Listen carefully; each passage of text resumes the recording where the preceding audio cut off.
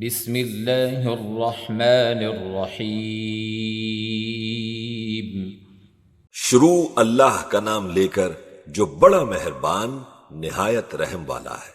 وَإِذَا ضَرَبْتُمْ فِي الْأَرْضِ فَلَيْسَ عَلَيْكُمْ جُنَاحٌ أَن تَقْصُرُوا مِنَ الصَّلَاةِ إِنْ خِفْتُمْ أَن يَفْتِنَكُمُ الَّذِينَ كَفَرُوا إِنَّ الْكَافِرِينَ كَانُوا لَكُمْ عَدُوًّا مبینہ۔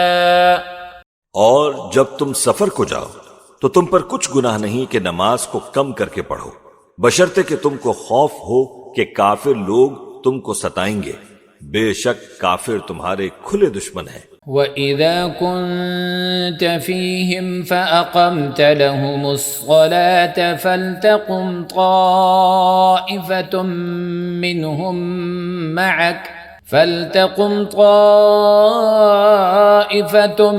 منهم معك وليأخذوا أسلحتهم فإذا سجدوا فليكونوا من ورائكم ولتأت طائفة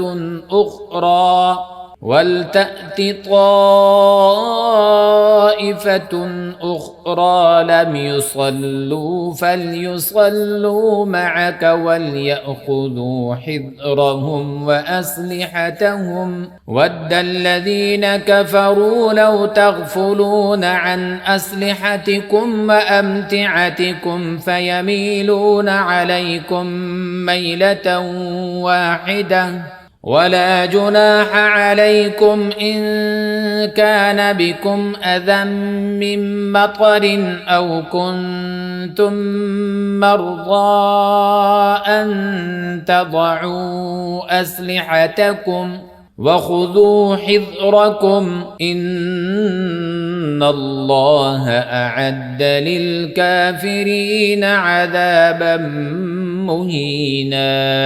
اور اے پیغمبر، جب تم ان مجاہدین کے لشکر میں ہو اور ان کو نماز پڑھانے لگو تو چاہیے کہ ان کی ایک جماعت تمہارے ساتھ مسلح ہو کر کھڑی رہے، جب وہ سجدہ کر چکے تو تم سے پیچھے چلے جائیں، اور دوسری جماعت جس نے نماز نہیں پڑھی ان کی جگہ آئے، اور ہوشیار اور مسلح ہو کر تمہارے ساتھ نماز ادا کرے۔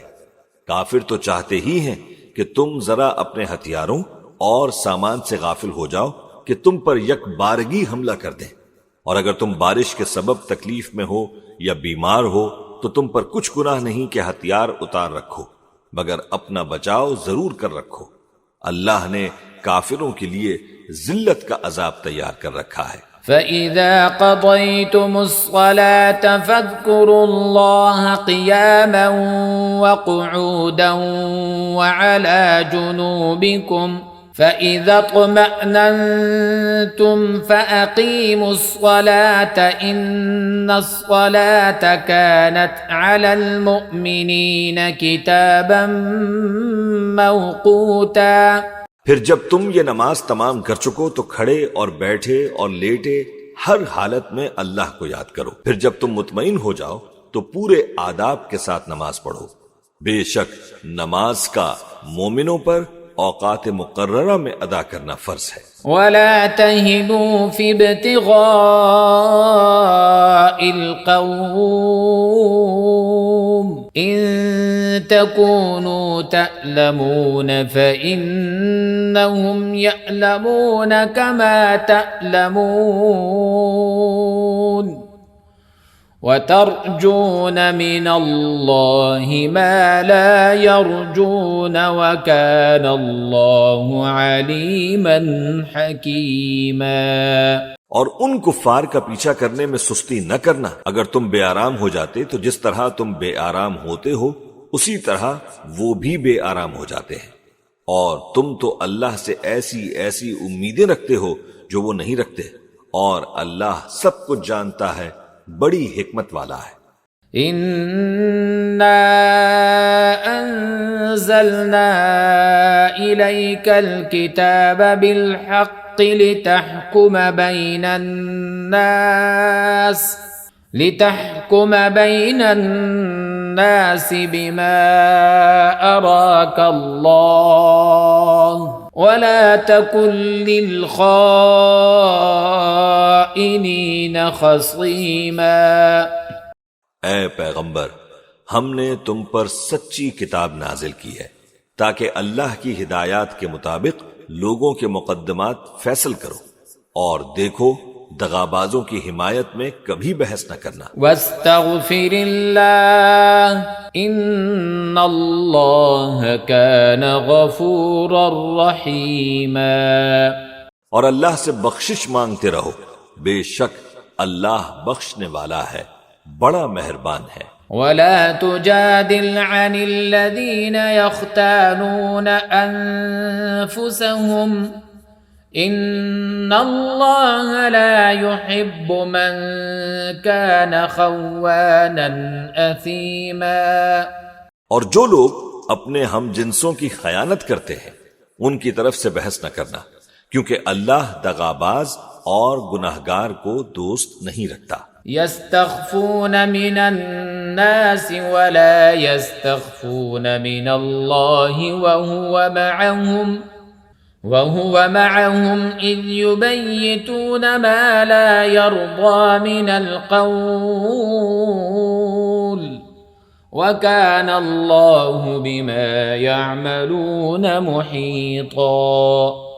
یہ لوگوں سے تو چھپتے ہیں اور اللہ سے نہیں چھپتے، حالانکہ جب یہ راتوں کو ایسی باتوں کے مشورے کیا کرتے ہیں جن کو وہ پسند نہیں کرتا تو وہ ان کے ساتھ ہوا کرتا ہے، اور اللہ ان کے تمام کاموں کا احاطہ کیے ہوئے ہے. ہا انتم هؤلاء جادلتم عنهم في الحياة الدنيا فمن يجادل الله عنهم يوم القيامة أم من يكون عليهم وكيلا. بھلا تم دنیا کی زندگی میں تو ان کی طرف سے بحث کر لیتے ہو، سو قیامت کے دن ان کی طرف سے اللہ کے ساتھ کون بحث کرے گا اور کون ان کا وکیل بنے گا؟ وَمَن يَعْمَلْ سُوءًا أَوْ يَظْلِمْ نَفْسَهُ ثُمَّ يَسْتَغْفِرِ اللَّهَ يَجِدِ اللَّهَ غَفُورًا رَحِيمًا. اور جو شخص کوئی برا کام کر بیٹھے یا اپنے حق میں ظلم کر لے پھر اللہ سے بخشش مانگے تو اللہ کو بڑا بخشنے والا، بڑا مہربان پائے گا. وَمَن يَكْسِبْ إِثْمًا فَإِنَّمَا يَكْسِبُهُ عَلَى نَفْسِهِ وَكَانَ اللَّهُ عَلِيمًا حَكِيمًا. اور جو کوئی گناہ کرتا ہے تو اس کا وبال اسی پر ہے، اور اللہ سب کچھ جاننے والا ہے، حکمت والا ہے. وَمَن يَكْسِبْ خَطِيئَةً أَوْ إِثْمًا ثُمَّ